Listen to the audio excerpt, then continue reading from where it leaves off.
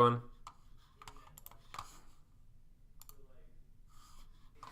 Hi everyone. Today we are starting Unit 3, which is on the legislature.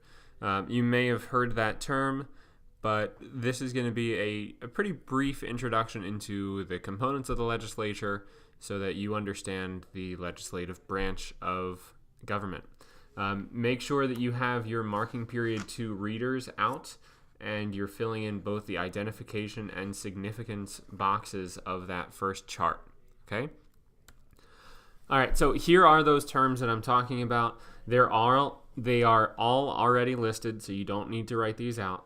But these are the things that we're going to be talking about today. Generally, you see we have Democrat and Republican, the House, the Senate, some actual things that that's a really poor term for it, but some circumstances, some instances in which the legislature was required in Santo Domingan refugee crisis, the New Deal, the Great Society, Schechter versus the United States. Other things that Congress can do on the right-hand side, the Elastic Clause, interstate commerce, how a bill becomes a law, and who some of the people are in Congress. So the first thing that we have to discuss, or that we're going to discuss, is the two main political parties that we have in the United States. They have the Republicans and the Democrats. You have no doubt heard these terms, and our goal is to actually understand what those parties mean. We talked a little bit about this in the last unit when we were talking about the election process and primaries and caucuses, but just as a refresher, let's get into it now. So, Democrats. Okay, and this is the Democratic Party. A person who is in the Democratic Party is called a Democrat. But it is the Democratic Party, not the Democrat Party. This party is often associated with the left, and think about that as like a political spectrum. So if there's a line that stretches really far to the left and really far to the right, Democrats fall on the left side of that line. Okay. They tend to believe that government needs to get involved in people's lives to help people improve their lives. And terms that you'll often hear associated with Democrats are liberal or progressive, meaning they want to change things. They are more open to new ideas than Republicans, which we're going to get to in just a second. Republicans are the other main political party in the United States, but as we've already discussed in class a few times, they're not the only other political party in the United States. This party is often associated with being on the right. So again, looking at that political spectrum, that line that stretches to the left and to the right, Republicans are on the right side of that spectrum. In general terms, Republicans want to limit the amount of power that government has and empower people to do things for themselves or do things for other people without that government interference. Most of the party, or the base of the party, is conservative, so willing to or hoping to establish what people often call traditional values. So that's a really, really quick summary of what Republicans and Democrats are. So let's move on now to the Congress that we actually have. So this is the 115th Congress for 2017.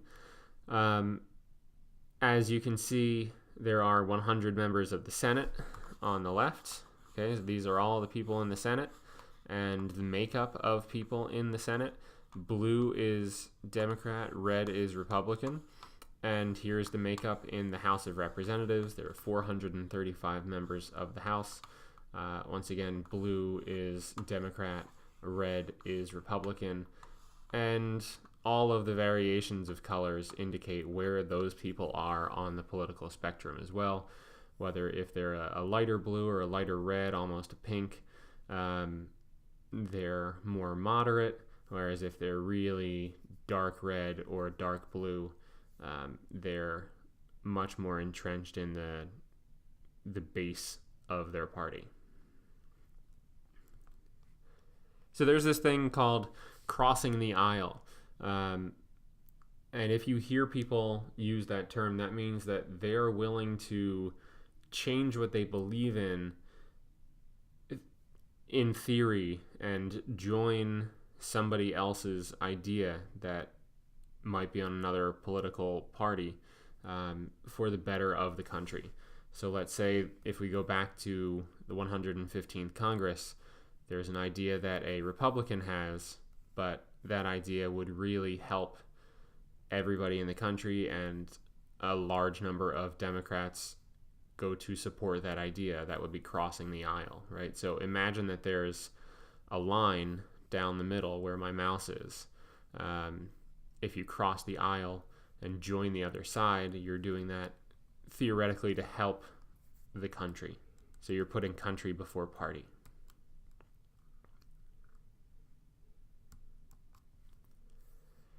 So the makeup of the House of Representatives, like I just said, there are 435 members. That is a lot of people. And that number can change, or the number in each state can change, but the total number is 435.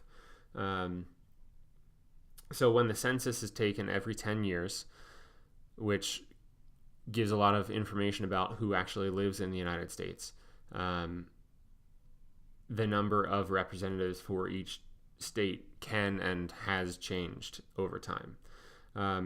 These representatives are elected to 2-year terms, so they're only in office for 2 years, which means that in 2018, this coming election, every single person in the House of Representatives is up for election.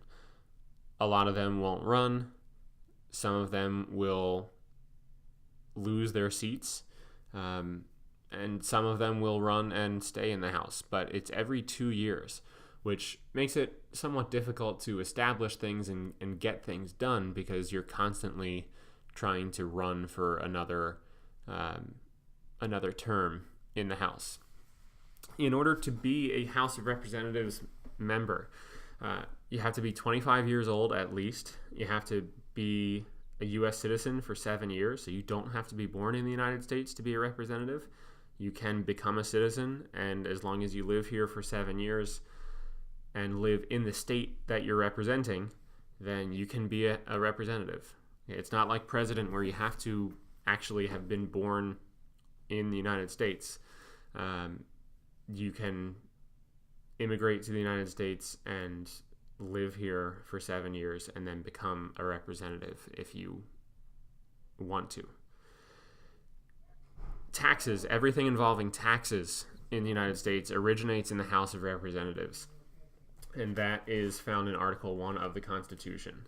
Okay, so taxes, money, that's all controlled by Congress, and taxes specifically come out of the House of Representatives. There is no filibuster, which is a term that I'll get to in a second, but there is debate on the House floor, but the rules are really, really limited, and you can't just stay on the floor as long as you want and make your point. There's a pretty rigid set of rules that the Speaker of the House is in charge of controlling. So let's look at the Senate. In the Senate, there are 100 members, and there are 2 per each state, right? We have 50 states. So if there is another state added to the Union at some point, then there will be 2 more members of the Senate. The senators were originally chosen by the state legislatures, so people did not directly vote for senators until the 17th Amendment was passed. And that's a pretty remarkable thing, because people didn't have say in who was representing them in the Senate for a very long time. So it was originally chosen by state legislatures, but now there is direct election of senators, as we have seen in the past. if you're a senator, you get a 6-year term, and a third of all senators are up for election every 2 years. If you look at Article 1 of the Constitution, there is a section in Section 3, where they basically had to select which senators at the very beginning of this country would be up for election in 2 years, be up for election in 4 years, be up for election in 6 years, to ensure that this cycle of 1/3 being up for election every 2 years would continue.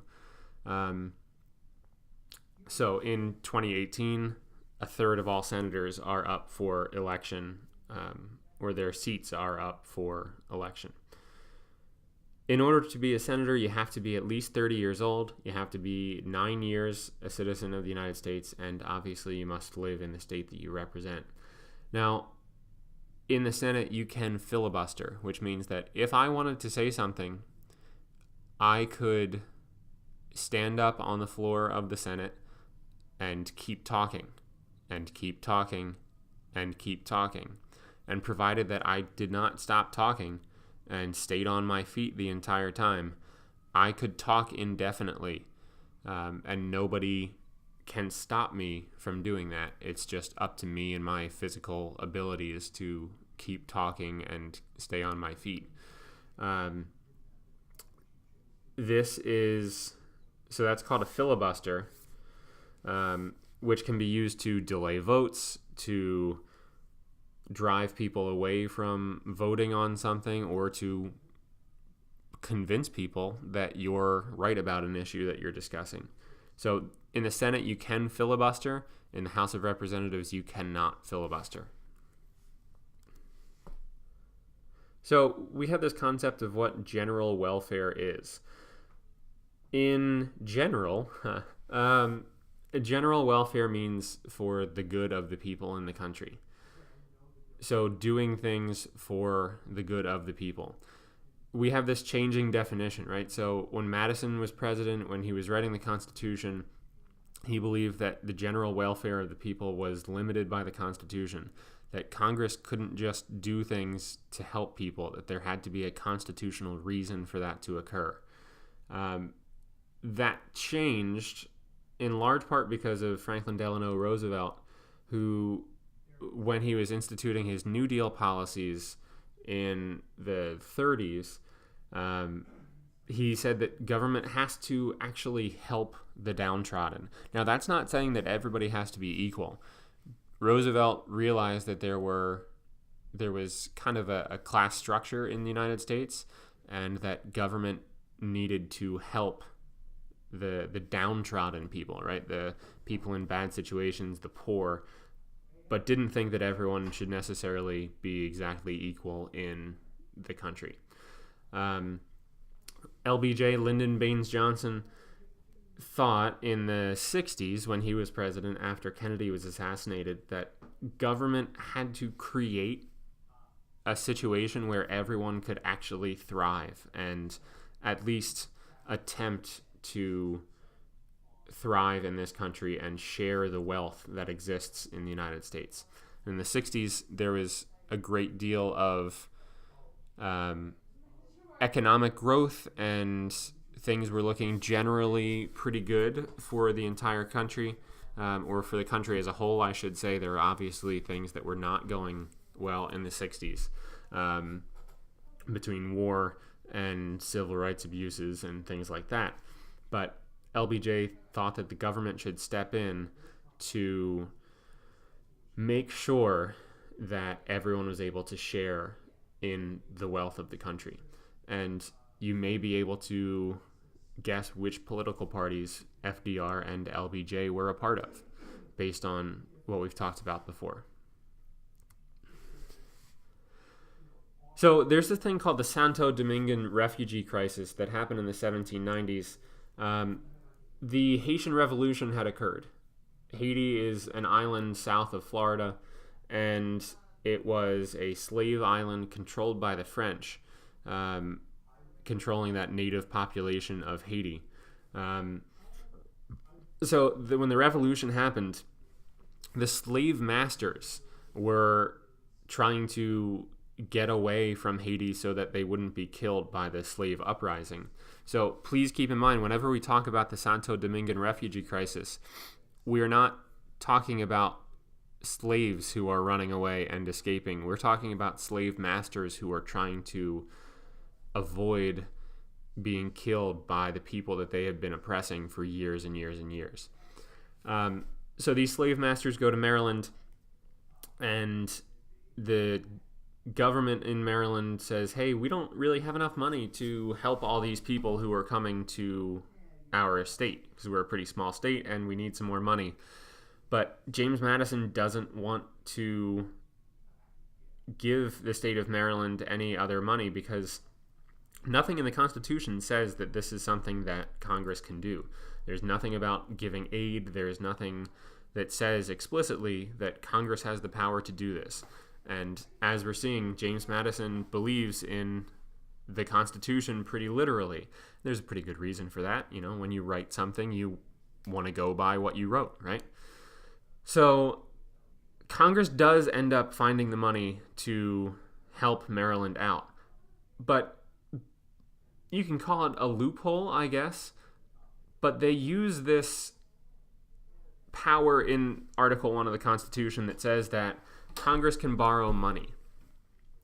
And rather than borrow money from the United States and give it to Maryland, the United States is saying that we're going to borrow money from France, and France is going to pay us back because we're helping these French citizens get out of this problem. And France had already helped the United States in the Revolutionary War. So there's kind of a constitutional loophole that they found in order to do this, but that just speaks to how elastic, and I'll get to that in a second, how elastic the powers of Congress are. Our next example is in the New Deal. That's FDR on the left. In the New Deal in the 30s, there were legislative proposals that FDR was trying to put forward to rescue the country from the Great Depression.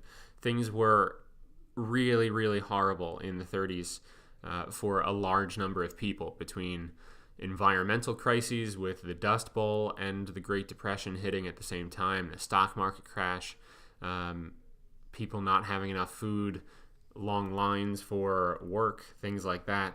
FDR needed the government to step in and expand the government incredibly in order to help people in the United States. And we have this thing called the alphabet soup of agencies. There were a lot of organizations created that were acronyms, or initialism, I guess you should say. So we're going to look at some of those today. So there's this case called Schechter versus the United States that struck down the NIRA and the NRA. They were both relief organizations and labor organizations. So the president had set these codes of competition, basically saying what different organizations could actually do in order to compete and to limit that competition. But FDR did not like that decision very much, and he said that I'm going to pack the court. I'm just going to keep adding Supreme Court justices until I get a majority and I can win this case. He didn't do that, but that was the threat. So that's LBJ on the right and the Great Society, which happened in the 60s. He had a set of proposals that tried to make sure that prosperity came to everyone. LBJ was a teacher. He used to teach in rural Texas, in like southern Texas, and saw a lot of poverty when he was a young man. So he kind of created and expanded on these things, he expanded on Medicare, Medicaid, Social Security to ensure that everybody was able to at least get some of what this country was offering in the prosperous time in the 50s and 60s.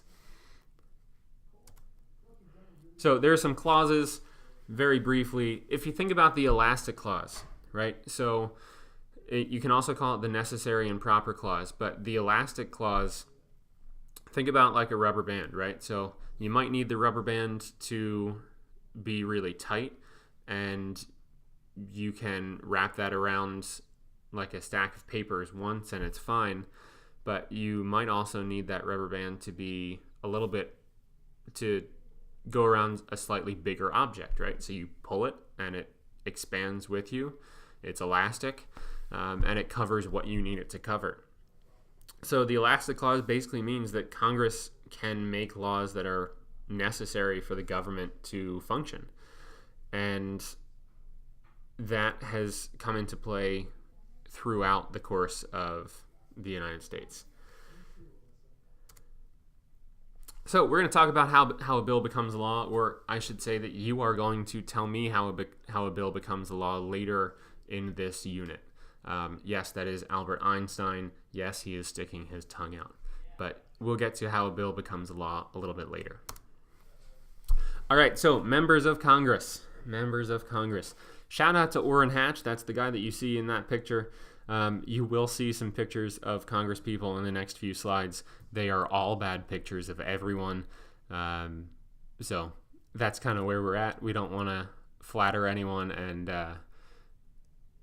not flatter other people. So all bad pictures of everybody here. So Senator Orrin Hatch is the president pro tempore, which basically just means he's the president of the Senate for now. If there's a debate in the Senate, he's the one who's in charge, and it's usually the longest person who's been serving in the Senate. Not always, but for the most part it is. And he is third in line for presidential succession.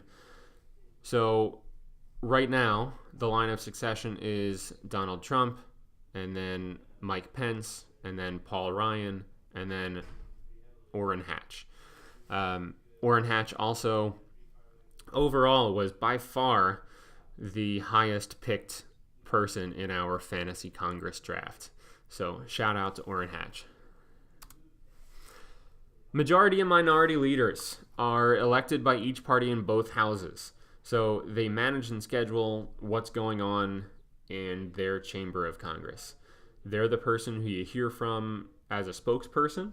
So if there's something that the Democrats want to say in the House, Nancy Pelosi is going to be the one who's talking. She's the minority leader in the House. If there's something that so they're the person that speaks on behalf of their party and is the spokesperson. They also get the chance to speak first in their party as well on the floors of Congress. So here are the people that we have in charge. The majority leader in the Senate is Mitch McConnell. The Senate minority leader is Chuck Schumer. And Nancy Pelosi, as I said, is the House minority leader. Paul Ryan is the Speaker of the House and also the leader he's the majority leader in the House of Representatives. Now, there's something else called the majority or minority whip. They're the second in command in each chamber. And just like Indiana Jones, they whip the votes. So if there's a vote coming up on something, the majority and minority whip is super busy trying to talk to everybody, make sure that they know how they're voting. And if the minority or majority whip doesn't feel like they have the votes to succeed, then oftentimes you'll hear that a vote has been delayed or a vote has been rescheduled. So it is the majority or minority whip's job to make sure that they know how everyone's going to vote before they vote. Because losing a vote on something is potentially a bigger deal than just not having the vote at all and kind of recalibrating and coming up with a better idea for when to have this vote. Speaker of the House. That's Paul Ryan on the left. He's the leader of the House, and he's actually elected by members of Congress on the first day of a new session. So there are usually two people that are up for the job, but generally agreed on as far as who they want to be the Speaker of the House. John Boehner was the Speaker of the House before Paul Ryan was. And he is second in presidential succession. So it's the president, the vice president, and then the Speaker of the House. He's third in line in total, second after the president. So Speaker of the House is an extremely important job. You preside over the largest legislative body in the United States. And of course, Congress doesn't just legislate. They also have other interests outside of Washington. Paul Ryan, he totally lifts, bro. Tim Kaine loves playing his harmonica, which you probably heard during the presidential campaign last year. And Alma Adams, who is on my fantasy Congress team, absolutely loves hats. All sorts of hats, all the time. So these are the terms, and you don't have to write this slide down. These are the terms that that are in your marking period 2 reader. The significance column is very important for you in terms of understanding what these things are and why they're important. So significance, I would recommend putting why they're important or examples in the significant column. Okay, you need both of those columns filled out. And if you have any questions, please feel free to talk to me. All right, thanks guys. Have a wonderful day.